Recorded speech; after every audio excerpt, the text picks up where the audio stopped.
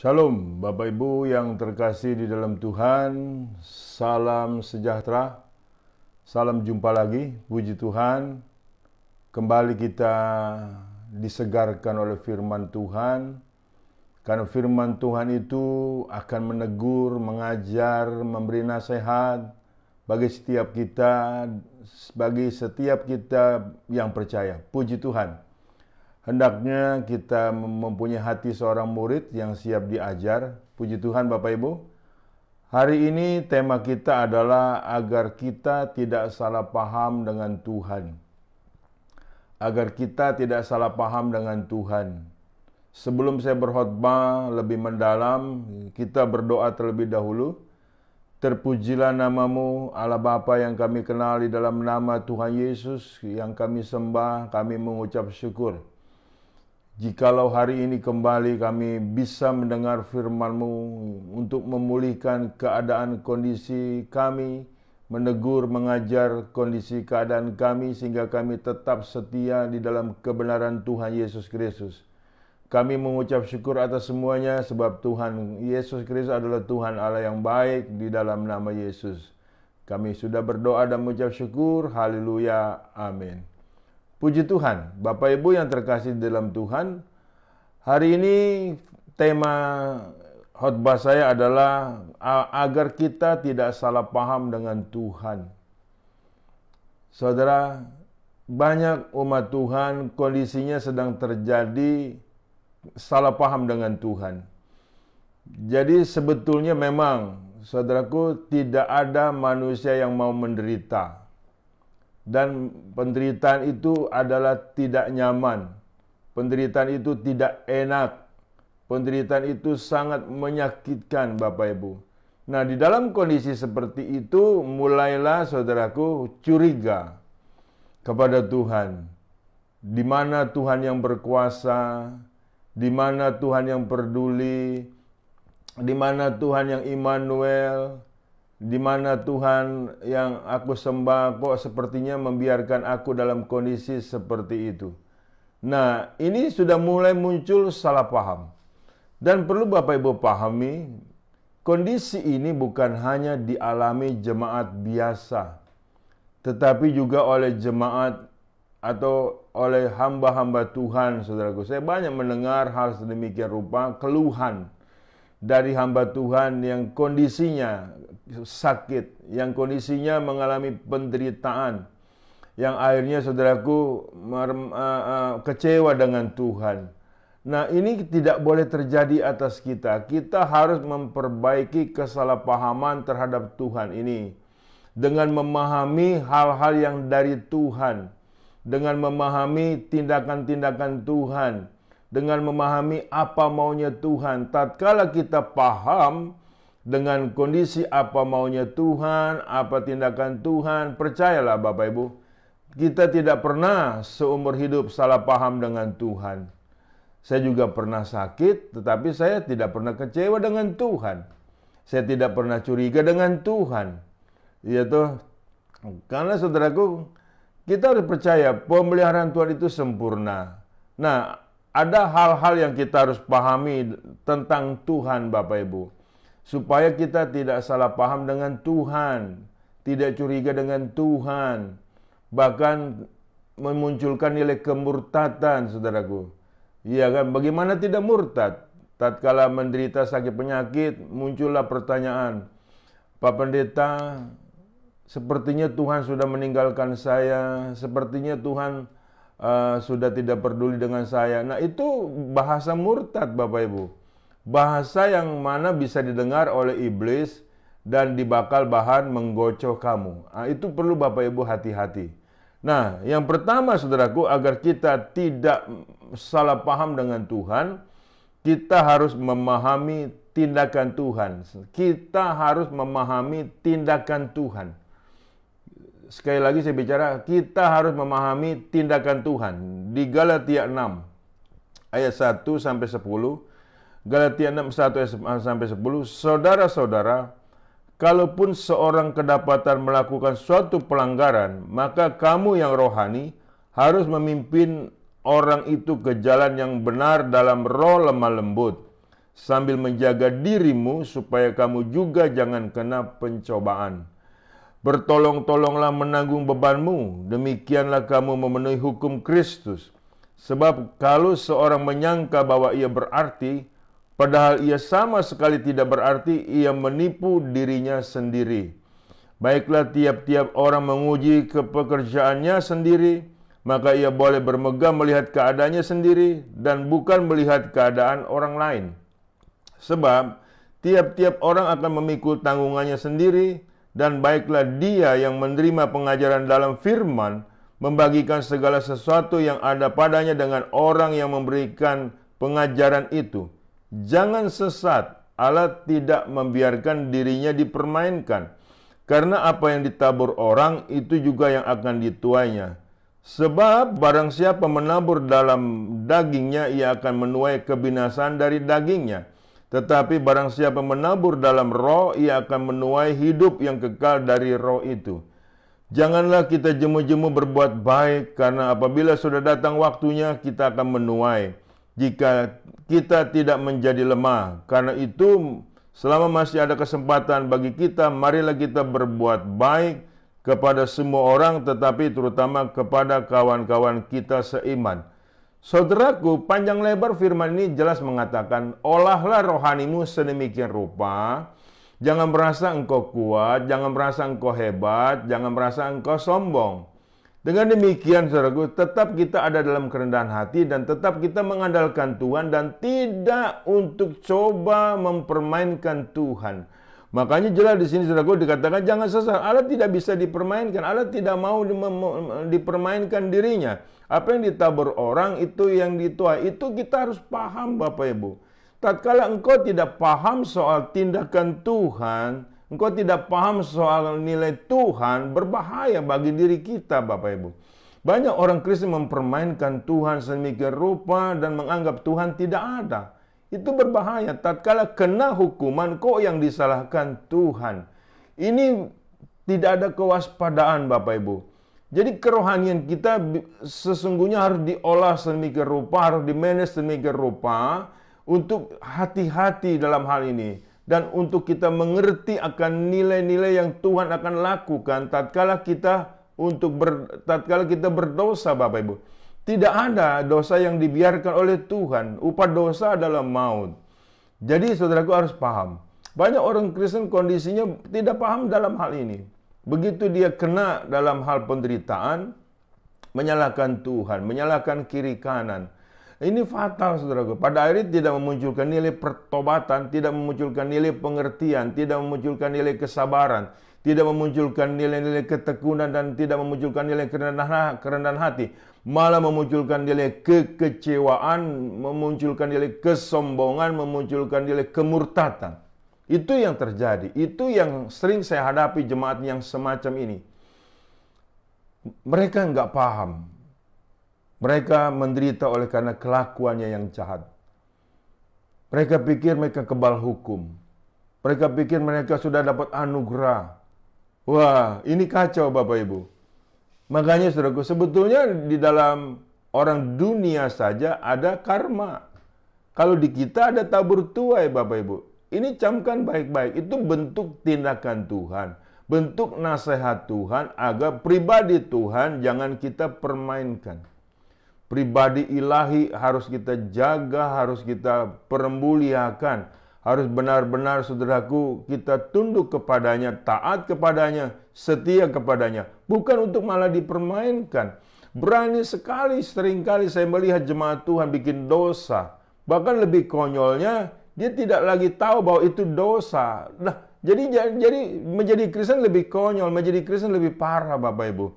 Itu orang yang tidak memahami tindakan Tuhan. Ingat baik, walaupun engkau sudah mendapatkan anugerah, engkau tidak pernah kebal dari hukuman Tuhan, dari hajaran Tuhan. Iya kan? Dari teguran Tuhan. Sebab Tuhan kita adalah Tuhan yang baik, saudaraku.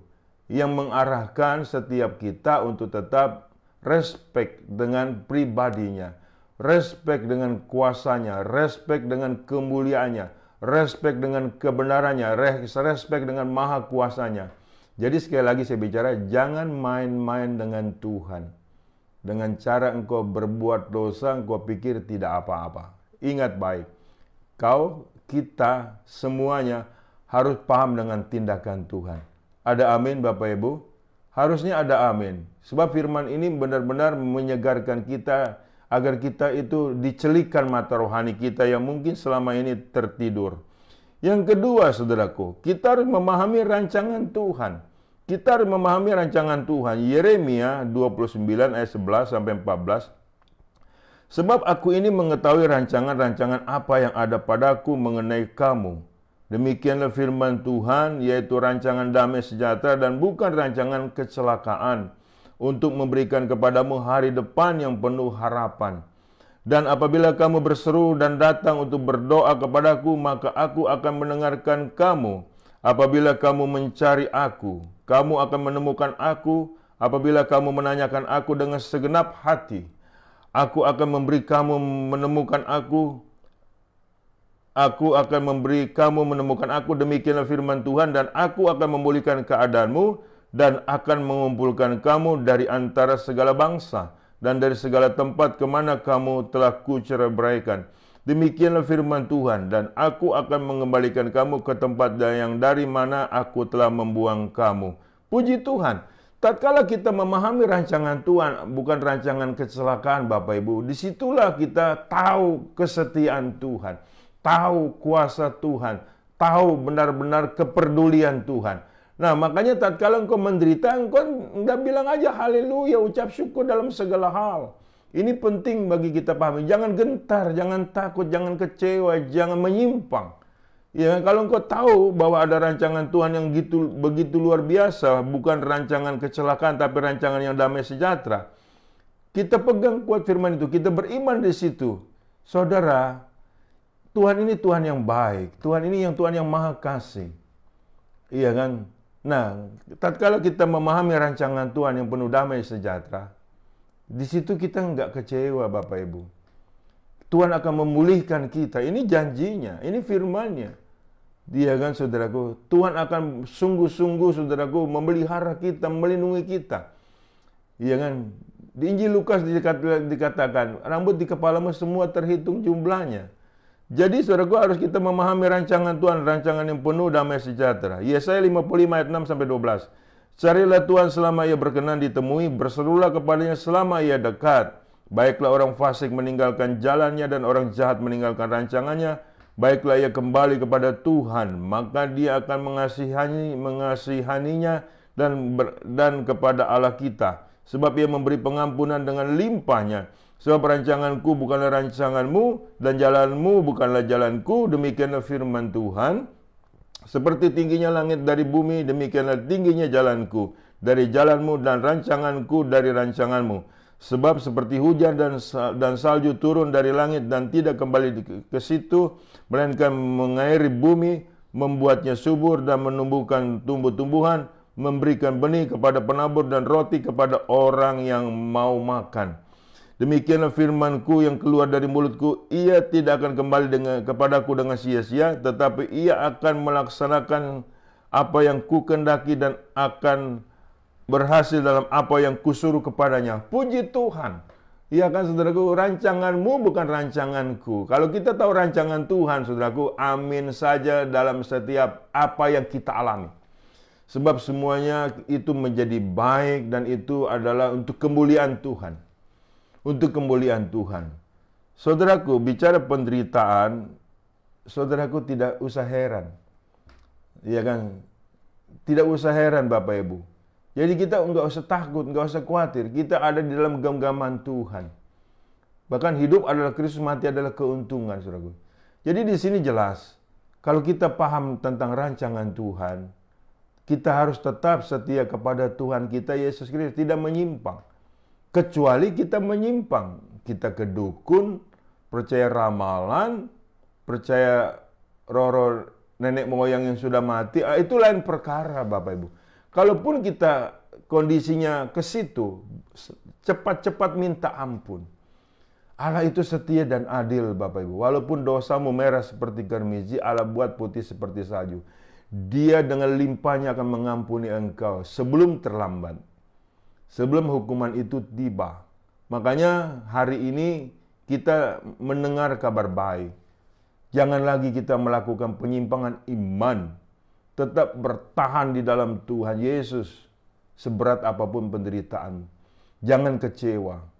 Jangan dalam arti merasa bahwa Tuhan tidak menolong. Dia tetap Allah Immanuel. Kita harus paham dengan rancangan Tuhan. Ya kan saudaraku, si jahat itu memang ingin coba menggocok kita. Tapi satu hal yang kita percaya, kita biji mata Tuhan. Kalau biji mata Tuhan, Tuhan yang bertanggung jawab. Ada amin? Haleluya Bapak Ibu. Jadi kalau kita paham rancangan Tuhan itu sangat luar biasa. Ya kan, kita paham rancangan Tuhan damai dan sejahtera selama-lamanya. Jadi hati kita tetap kuat beriman kepada Yesus Tuhan kita. Yang ketiga, memahami pengajaran Tuhan. Memahami pengajaran Tuhan. Jadi ada ajaran Tuhan yang perlu kita paham. Ada pengajaran Tuhan kita harus paham sebagai hati seorang murid. Ya kan, kecuali kita dablek atau kita bebal, itu lain perkara. 2 Korintus 12. 2 Korintus 12 ayat 1 sampai 10. Aku harus bermegah sekalipun memang hal itu tidak ada faedahnya. Namun demikian aku hendak memberitakan penglihatan-penglihatan dan penyataan-penyataan yang kuterima dari Tuhan. Aku tahu tentang seorang Kristen 14 tahun yang lampau, entah di dalam tubuh, aku tidak tahu, entah di luar tubuh, aku tidak tahu. Allah yang mengetahuinya, orang itu tiba-tiba diangkat ke tingkat yang ketiga dari sorga. Aku juga tahu tentang orang itu, entah di dalam tubuh, entah di luar tubuh, aku tidak tahu. Allah yang mengetahuinya. Ia tiba-tiba diangkat ke Firdaus dan ia mendengar kata-kata yang tak terkatakan, yang tidak boleh diucapkan manusia. Atas orang itu aku hendak bermegah, tetapi atas diriku sendiri aku tidak akan bermegah selain atas kelemahan-kelemahanku. Sebab sekiranya aku hendak bermegah juga, aku bukan orang bodoh lagi, karena aku mengatakan kebenaran. Tetapi aku menahan diriku supaya jangan ada orang yang menghitungkan kepadaku lebih daripada yang mereka lihat padaku atau yang mereka dengar daripadaku. Dan supaya aku jangan meninggikan diri karena penyataan-penyataan yang luar biasa itu, maka aku diberi suatu duri di dalam dagingku, yaitu seorang utusan iblis untuk menggocok aku supaya aku jangan meninggikan diri. Tentang hal itu aku sudah 3 kali berseru kepada Tuhan supaya utusan iblis itu mundur daripadaku. Tetapi jawab Tuhan kepadaku, cukuplah kasih karuniaku bagimu, sebab justru di dalam kelemahanlah kuasaku menjadi sempurna. Sebab itu terlebih suka aku bermegah atas kelemahanku, supaya kuasa Kristus turun menaungi aku. Karena itu aku senang dan rela di dalam kelemahan, di dalam siksaan, di dalam kesukaran, di dalam penganiayaan dan kesesakan oleh karena Kristus. Sebab jika aku lemah, maka aku kuat. Puji Tuhan. Saudaraku lihat, ini bicara Rasul Paulus. Paulus menceritakan dia punya pengalaman istimewa, diistimewakan oleh Tuhan. Dia diangkat ke sorga, ke Firdaus oleh Tuhan, saudaraku. Ini luar biasa bukan? Sangat luar biasa. Sudah barang tentu kalau Bapak Ibu ada pengalaman seperti itu, luar biasa. Tetapi apa yang selanjutnya terjadi? Paulus 3 kali berdoa agar utusan iblis itu mundur, tidak dijawab oleh Tuhan. Bagaimana Bapak Ibu? Seringkali terjadi itu atas diri kita, atau kita bersaksi begitu hebat, begitu luar biasa tentang kedekatan kita dengan Tuhan. Nah, tatkala kita sakit, tatkala kita menderita, kita malu. Dan kondisinya oleh akibat kita malu, nah kita akhirnya merasa Tuhan tidak bela kita. Dan merasa Tuhan mempermalukan kita. Ini banyak terjadi Bapak Ibu. Bukan hanya di kalangan jemaat. Di kalangan pendeta juga banyak terjadi. Itu sebab saya dengar saudaraku, dia kecewa dengan Tuhan. Kenapa Tuhan ini berbeda? Bukan Tuhan seperti yang dulu memakai saya luar biasa. Punya pengalaman spektakuler, pengalaman rohani yang luar biasa. Tiba-tiba jebret dia lemah, jebret dia sakit, dia kecewa. Ingat, tubuh lemah, roh penurut. Jangan sampai terjadi seperti itu. Walaupun tubuhku lemah, tapi rohku tetap kuat. Ada amin Bapak Ibu. Paulus mengalami hal yang seperti itu. Dia paham betul ada pengajaran di sini yang dari Tuhan. Agar apa? Agar dia tidak sombong. agar dia tetap mengandalkan Tuhan, agar dia tetap melekat kepada Tuhan Yesus Kristus yang dia layani. Nah, ini penting bagi setiap kita. Banyak orang melalui kesaksiannya menjadi sombong, Bapak Ibu. Sehingga sepertinya dia merasa berjalan sendiri, seperti itu kehebatan dia. Dan sepertinya itu mereka merasa berjasa, bahwa dengan pengalaman yang luar biasa yang Tuhan berikan itu adalah jasa dia yang hebat. Begitu sakit, begitu kondisinya lemah, saudaraku, tidak terima. Banyak terjadi seperti itu, bukan? Ini perlu kita hati-hati dalam hal ini. Ada pengajaran dari Tuhan. Makanya Paulus pada akhirnya, saudaraku, dia ngerti. Di dalam kelemahanku lah aku menjadi kuat, saudaraku. Ini penting, saudaraku, supaya kita tidak sombong. Makanya Paulus mengatakan ayat 10, karena itu aku senang dan rela di dalam kelemahan, di dalam siksaan, di dalam kesukaran, di dalam penganiayaan dan kesesakan oleh karena Kristus, sebab jika aku lemah, maka aku kuat. Biarkan saja orang mengatakan kita apa. Saya teringat dengan Ayub, Jofar, Bildad, dan Elifas. Salah bicara soal Ayub tentang penyakitnya. Salah bicara soal Ayub tentang penderitaannya, Bapak Ibu. Akhirnya hampir 3 orang teman Ayub ini dihukum Tuhan. Karena salah bicara soal keadaan kejadian Ayub. Saudaraku, kalau orang mengatakan tatkala kita sakit, kita terkutuk, biar saja. Sebab yang tahu kita dengan Tuhan, diri kita pribadi. Betul, Bapak Ibu. Iya kan? Harus seperti itu. Kita harus ada pendirian dong. Jangan sampai mau diguncang dengan omongan-omongan orang bodoh. Mau diguncang dengan omongan-omongan orang yang tidak beriman.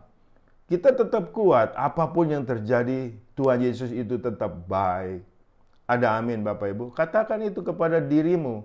Katakan itu kepada imanmu. Katakan itu kepada nilai kerohanianmu. Agar engkau paham bahwa di balik nilai masalah persoalan kita ada pengajaran Tuhan, agar kita bertambah dekat dengan Tuhan dan akhirnya kita mempunyai kerelaan dibentuk oleh Tuhan. Haleluya, puji Tuhan, saudaraku. Yang terakhir, memahami teguran Tuhan. Memahami teguran Tuhan. Yang terakhir, memahami teguran Tuhan. Wahyu 3 ayat 19 sampai 22. Wahyu 3 ayat 19. Barang siapa kukasihi, ia kutegur dan kuhajar. Sebab itu relakanlah hatimu dan bertobatlah. Lihat, aku berdiri di muka pintu dan mengetok. Jikalau ada orang yang mendengar suaraku dan membukakan pintu, aku akan masuk mendapatkannya dan aku makan bersama-sama dengan dia dan ia bersama-sama dengan aku. Barang siapa menang, ia akan kududukan bersama-sama dengan aku di atas tahtaku, sebagaimana aku pun telah menang dan duduk bersama-sama dengan Bapa-Ku di atas tahtanya. Siapa bertelinga hendaklah mendengar apa yang dikatakan Roh pada jemaat-jemaat. Demikian firman Tuhan, Bapak Ibu. Jadi saudaraku, ini ada nilai teguran Tuhan. Jadi tatkala kita mendapat teguran Tuhan itu nggak apa-apa. Seperti saya punya ayah, saya punya orang tua, saya punya papa. Tatkala menegur saya, saudaraku, teguran itu menjadi baik. Kenapa kita tersinggung? Ya kan? Apakah berdasarkan hak asasi manusia, anak tidak boleh ditegur sama orang tua? Itu durhaka namanya, itu kurang ajar. Setiap orang Kristen harus ada ketundukan kepada Allah Bapa yang kekal di dalam Yesus Kristus. Jangan menjadi roh pemberontakan, Bapak Ibu, sehingga pada akhirnya kita hidup melawan Tuhan. Kita harus siap ditegur oleh Tuhan. Makanya kalau kita paham ada teguran Tuhan, Bapak Ibu, haleluya, ini demi kebaikan kita, demi kemenangan kita, demi kesetiaan kita, demi kerendahan hati kita. Ada amin, Bapak Ibu. Kita harus mengkondisikan diri kita bergantung kepada Tuhan dan harus paham beberapa hal yang datangnya dari Tuhan. Kita ini semua terpelihara penuh dan Tuhan tidak pernah meninggalkan kita. Ya kan, saudara, mata Tuhan selalu tertuju kepada orang-orang benar. Ya kan, saudara? Ini penting, Bapak Ibu. Kita harus memahami dengan itu. Daud saat tuanya mengatakan, dahulu aku muda, sekarang aku sudah menjadi tua. Aku tidak pernah melihat orang-orang benar ditinggalkan Tuhan dan tidak pernah meminta-minta roti. Ada pemeliharaan Tuhan. Jadi kalau Anda ditegur dengan Tuhan, saudaraku, hati-hati, harus bersabar, harus bilang, iya Tuhan, aku merendahkan diriku, teguran Tuhan itu menjadi baik. Saudaraku, pilih mana? Tuhan diam saja engkau berbuat dosa, tiba-tiba engkau binasa, atau Tuhan menegur kamu pada saat kamu berbuat dosa. Bapak Ibu silakan pilih. Seringkali orang bangga bodoh. Iya kan, bikin dosa, saudaraku nggak apa-apa. Oh, mumpung nggak sakit, mumpung tetap sehat, mumpung diberkati. Jangan bercanda Bapak Ibu. Itu kalau Anda sedang dibiarkan Tuhan, wah itu parah. Makanya tatkala masih ada teguran dari Tuhan, pahamlah bahwa itu Tuhan baik. Ayat penutup, Ayub mencabut perkataannya dan menyesalkan diri. Ayub 42 ayat 1 dan 6. Maka jawab Ayub kepada Tuhan, aku tahu bahwa engkau sanggup melakukan segala sesuatu dan tidak ada rencanamu yang gagal. Firman-Mu, siapakah dia yang menyelubungi keputusan tanpa pengetahuan? Itulah sebabnya tanpa pengertian aku telah bercerita tentang hal-hal yang sangat ajaib bagiku dan yang tidak ku ketahui. Firman-Mu, dengarlah, maka akulah yang akan berfirman. Aku akan menanyai engkau supaya engkau memberitahu aku. Hanya dari kata orang saja aku mendengar tentang engkau, tetapi sekarang mataku sendiri memandang engkau. Oleh sebab itu aku mencabut perkataanku, dengan menyesal aku duduk dalam debu dan abu. Cabut perkataan-perkataanmu yang melemahkan imanmu. Cabut perkataan-perkataanmu yang memurtadkan dirimu. Kembali kepada Tuhan. Apa yang kau ikat di dunia terikat di surga. Apa yang kau lepaskan di dunia terlepas di surga. Haleluya. Saya percaya firman Tuhan yang saya sampaikan tidak pernah kembali dengan sia-sia. Kita bertambah paham tentang Tuhan, kita bertambah mengerti, kita bertambah setia sampai selama-lamanya. Tuhan Yesus memberkati, saya berdoa, terpujilah nama Tuhan kekal selamanya. Aku sudah menyampaikan firman-Mu yang begitu luar biasa, yang membawa kami kepada pencerahan dalam kemuliaan Tuhan. Berkati seluruh jemaat-Mu ya Tuhan, yang mendengar khotbah ini, yang mendengar firman-Mu ini. Dan firman-Mu menjamah mereka, sehingga mereka tetap kuat di dalam seberapapun berat penderitaan mereka. Berkati mereka ya Tuhan. Selamatkan mereka, seketurunan mereka. Dalam nama Tuhan Yesus aku sudah berdoa dan mengucap syukur. Haleluya. Amin. Bapak Ibu yang terkasih dalam Tuhan, terimalah berkat dari Allah Bapa. Di dalam cinta kasih Tuhan kita Yesus Kristus, di dalam persekutuan dengan Roh Kudus yang selalu menyertai kita. Mulai dari saat ini sampai Maranatha, Tuhan Yesus datang kedua kalinya menyebut kita dalam kemuliaannya dan kita pun layak menerima kemuliaan Tuhan dari kekal sampai kekal. Haleluya. Amin.